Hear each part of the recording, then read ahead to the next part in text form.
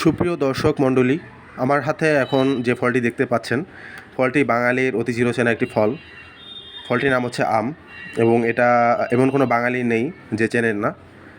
আহ, এই আম এই আমটির নাম হচ্ছে গোপালভোগ, যেটি বাঙালির অতি জনপ্রিয় আম।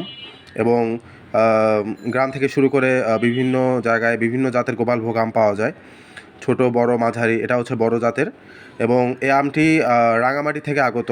রাঙামাটিতে প্রচুর গোপালভোগ আম হয় গ্রীষ্মকালে। ঢাকা শহরে এখনও পাকা আমের ছয়লাভ হয়নি। এখনও বাজারে ঘাটে সব জায়গায় কাঁচা আম দেখা যাচ্ছে।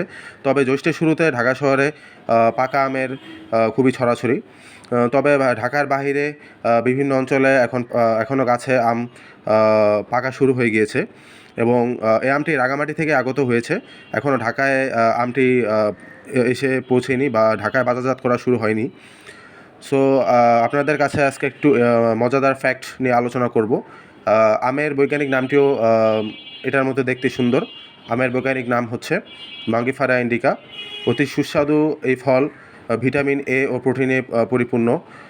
গ্রীষ্মের অতি চিরচেনা ফল, এবং গ্রীষ্মকালের প্রতীকও বলা চলে একে। আশা করছি সকলেই প্রিয় ফল আম। যারা যারা আম পছন্দ করেন তারা কমেন্ট বক্সে জানাবেন, এবং আমার ভিডিওটি লাইক ও সাবস্ক্রাইব করবেন। আশা করছি আপনাদের সাথে পরবর্তী ভিডিওতে আবার দেখা হবে। ধন্যবাদ।